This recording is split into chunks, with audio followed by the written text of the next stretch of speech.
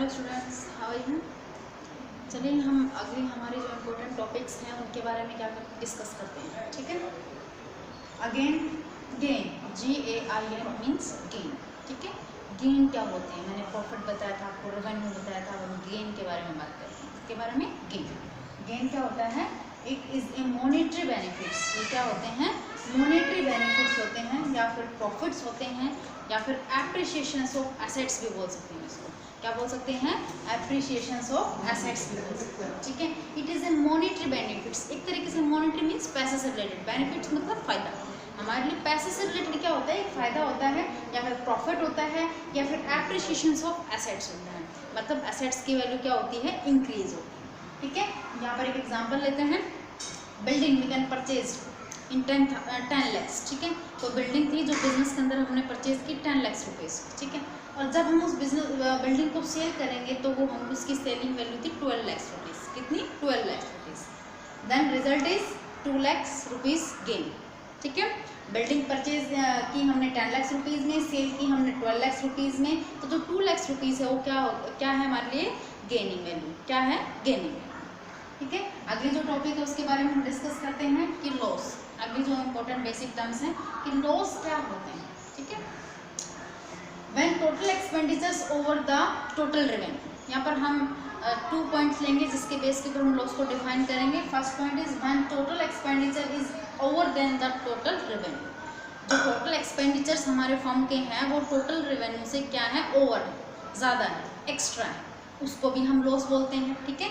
Second one is the जैसे fire, theft and accidental loss, ठीक है। दोनों के दोनों कंडीशंस में क्या है, दोनों की दोनों कंडीशंस में क्या है, लॉस है। तो फर्स्ट कंडीशंस के अकॉर्डिंग हम एक एग्जांपल देकर के आपको बताते हैं कि सपोज कीजिए कि हमने कोई सामान है वो 2 lakhs रुपीज़ में परचेज किया था, ठीक है। बेचा कितने में हमने उसको, 1,80,000 रुपीज़ में, कितने में, 1,80,000 रुपीज़ में।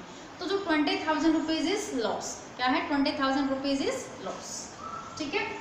चलिए सेकेंड जो पॉइंट हमने बताया था आपको कि फायर, थेफ्ट एंड एक्सीडेंटल, अगर आपकी शॉप में आग लग जाती है, फायर या फिर चोरी हो जाती है, थेफ्ट या एक्सीडेंटल कोई डैमेज हो जाता है, तो उससे जो आपको लॉस होता है, जो अमाउंट आपकी रिड्यूस होती है, उसको हम क्या बोलते हैं, लॉस, ठीक है। तो लॉस यहाँ पर हम 2 पॉइंट्स के अकॉर्डिंग डिस्कस किया, हमने बताया आपको। नेक्स्ट वन जो पॉइंट हमारा है परचेज, कि परचेज होती क्या है। Purchase, the terms purchase is used only for the purchase of goods in business, ठीक है। परचेज हम मशीनरी के लिए, बिल्डिंग के लिए, एसेट्स के लिए यूज़ नहीं करते हैं। बिजनेस के अंदर जो हमारी टर्म्स परचेज है उसको हम सिर्फ और सिर्फ purchase of any goods in business, business के अंदर जो गुड्स हम परचेज करते हैं उसको हम क्या बोलते हैं, परचेज बोलते हैं। अगर आपने मशीनरी परचेज की है तो हम परचेज नहीं कहेंगे उसको, हम कहेंगे हमने मशीनरी परचेज की है, ठीक है। अगर आपने कोई सामान परचेज किया है तो उसको हम परचेज टर्म्स करते हैं, किसी भी बिजनेस के अंदर यूज़ करते हैं गुड्स के लिए, ठीक है। हाँ जी, अब परचेज देख लीजिएगा, यहाँ पर 2 टाइप के बिजनेस मानते हैं हम यहाँ पर। अगर कोई मैन्युफैक्चरिंग बिजनेस है तो मैन्युफैक्चरिंग बिजनेस कौन सा होता है, वो बिजनेस होता है जिसमें हम रॉ मटेरियल से फिनिश गुड्स की तरफ जाते हैं, ठीक है। रॉ मटेरियल परचेज करके फिनिश गुड्स क्या करते हैं, बनाते हैं, फाइनल गुड्स, उसके बाद हम कंज्यूमर को क्या करते हैं, उसको सेल करते हैं, ठीक है। तो यहाँ पर जो रॉ मटेरियल है वो हमारे लिए क्या है, परचेज, क्या है, परचेज हमारे बिजनेस में। और जब हम बिजनेस हमारा ट्रेडिंग का business, trading business means finish goods, जो फाइनल गुड्स होती हैं वो हम परचेज करते हैं, अपने शोरूम में, गोडाउन में रखते हैं, उसके बाद में एज इट इज़ उन गुड्स को अनदर पर्सनस को या कस्टमर को क्या कर देते हैं, सेल कर देते हैं। तो उस ट्रेडिंग बिजनेस में हम जो मटेरियल, जो सामान, जो गुड्स हम परचेज करके लेकर आए हैं, हम उनके लिए परचेज वर्ड यूज़ करेंगे। तो दोनों बिजनेस के अकॉर्डिंग मैंने आपको बता दिया कि परचेज हम किन के लिए यूज़ करते हैं। 2 तरह के बिजनेस हो सकते हैं, मैन्युफैक्चरिंग बिजनेस भी हो सकता है और ट्रेडिंग का बिजनेस भी हो सकता है।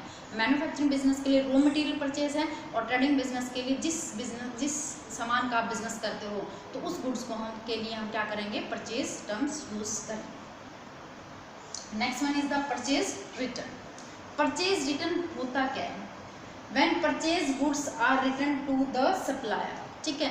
जो सामान हमने परचेज किया था, जो गुड्स हमने परचेज की थी और जो हम बिजनेस के अंदर लेकर के आए थे, ठीक है, वो सामान में भी किसी रीज़न की वजह से अगर हमें पसंद नहीं आता है, डिफेक्टिव पीस अगर निकल के आता है, कलर वैरायटी कुछ अगर हमें समझ नहीं आया, नहीं पसंद आया, तो हम उसको क्या कर देते हैं, रिटर्न, क्या कर देते हैं, वापस कर देते हैं टू सप्लायर्स। किसको, सप्लायर। सप्लायर कौन होते हैं, जहाँ से हमने सामान खरीदा है, जिन्होंने हमें अपना सामान की सप्लाई की है, ठीक है। तो जो सामान हमने अपने बिजनेस के अंदर, जो गुड्स हमने अपने बिजनेस के अंदर परचेज किया था, वो किसी रीज़न की वजह से अगर हमें पसंद नहीं आता है, तो हम उसको क्या कर देते हैं, रिटर्न कर देते हैं। किसको, अपने सप्लायर को। क्या बोलेंगे उसको, परचेज रिटर्न। क्या बोलेंगे, परचेज रिटर्न। परचेज रिटर्न का एक अनदर नेम यहाँ पर और दिया गया है कि रिटर्न आउटवर्ड। रिटर्न वापस कर देना, आउटवर्ड मतलब बाहर के पर्सन को। जब हम सामान परचेज करेंगे तो किसी बाहर के पर्सन से परचेज करेंगे ना सामान, ठीक है, तो इसका एक अनदर नेम और दिया गया है रिटर्न आउटवर्ड, ठीक है। जो सामान बाहर से आया था उस सामान को हमने वापस कर दिया, रिटर्न आउटवर्ड। परचेज रिटर्न भी बोल सकते हैं और रिटर्न आउटवर्ड भी उसको हम कॉल कर सकते हैं, ठीक है। अगेन जो टर्म्स है हमारे पास, सेल्स। क्या है, सेल्स।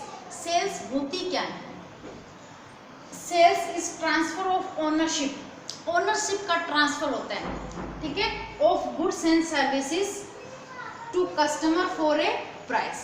सेल्स क्या होती है, हम क्या करते हैं कि यहाँ पर हम ओनरशिप का ट्रांसफर करते हैं। ओनरशिप किसके लिए ओनरशिप ट्रांसफर करते हैं, गुड्स एंड सर्विसेज के लिए, टू कस्टमर को फॉर ए प्राइस, एक प्राइस लेकर के, ठीक है। मतलब हम गुड्स एंड सर्विसेज की ओनरशिप को क्या कर देते हैं, ट्रांसफर कर देते हैं। किसके लिए, फॉर ए प्राइस, एक प्राइस लेकर। हम एक प्राइस अपने पास रख करके, एक प्राइस लेकर के गुड्स एंड सर्विसेज की जो ओनरशिप होती है उसको क्या कर देते हैं, ट्रांसफर कर देते हैं। किसको, कस्टमर। क्या बोलेंगे उसको, सेल्स। क्या कहेंगे, सेल्स। मतलब गुड्स एंड सर्विसेज की जो ओनरशिप है उसको हमने ट्रांसफर कर दिया फॉर ए प्राइस लेवल, एक प्राइस लेवल के ऊपर प्राइस लेकर के और उसकी ओनरशिप को ट्रांसफर कर देना। किसकी ओनरशिप, गुड्स एंड सर्विसेज की। क्या कहेंगे उसको, सेल्स, ठीक है। अगली टर्म जो हम डिस्कस करते हैं वो है सेल्स रिटर्न। सेल्स रिटर्न होता क्या है, सेल्स रिटर्न देख लीजिए क्या होता है। अभी हमने सेल्स के बारे में डिस्कस किया, अब हम डिस्कस करते हैं सेल्स रिटर्न के बारे में, ठीक है। Sales return, okay, thank you students. Sales return चलिए डिस्कस कर लेते हैं। सेल्स रिटर्न क्या होती है कि जो हमने सामान सेल्स किया था, गुड्स एंड सर्विसेज की ओनरशिप जो हमने की थी, ट्रांसफर की थी, ठीक है। अब वो किसी रीजन से वो सामान हमारे पास वापस आ गया। क्या हो गया, वापस आ गया, ठीक है। जब हम सामान परचेज करके वापस कर सकते हैं तो सेल्स होने के बाद कोई सामान वापस आ सकता है, ऑब्वियसली बात है, बिल्कुल आ सकता है, ठीक है। हमने एक शोरूम ओपन किया है, उस शोरूम में हम सामान सेल्स करते हैं, गुड्स एंड सर्विसेज की ओनरशिप क्या करते हैं, ट्रांसफर करते हैं। बट अगर किसी रीजन से कस्टमर ने हमसे सामान खरीदा, प्राइस हमें पे कर दिया, उसको किसी रीजन से वो सामान पसंद नहीं आया तो क्या करेगा, वो हमें वापस करेगा, ऑब्वियसली बात है, क्या करेगा, वापस करेगा। तो उस टर्म को हम क्या कहेंगे, सेल्स रिटर्न। मतलब बिका हुआ सामान अगर आपके पास वापस आ जाता है तो उसको क्या कहेंगे, सेल्स रिटर्न। क्या कहेंगे, सेल्स रिटर्न। और सेल्स रिटर्न का एक अनदर नेम और भी है हमारे पास, रिटर्न इनवार्ड। क्या कहेंगे, रिटर्न इनवार्ड। रिटर्न मीन्स वापस, इनवार्ड मतलब अंदर का सामान। जो अंदर का सामान था वो हमने जो सेल किया था वही वापस आ गया, दैट कॉल्ड सेल्स रिटर्न्स, ठीक है। तो ओके स्टूडेंट्स, ये वाले जो टर्म्स हैं ये डिस्कस की मैंने आपके साथ आज की इस वीडियो में। अगले वीडियो के साथ फिर आएंगे अनदर टर्म्स के साथ में, ओके।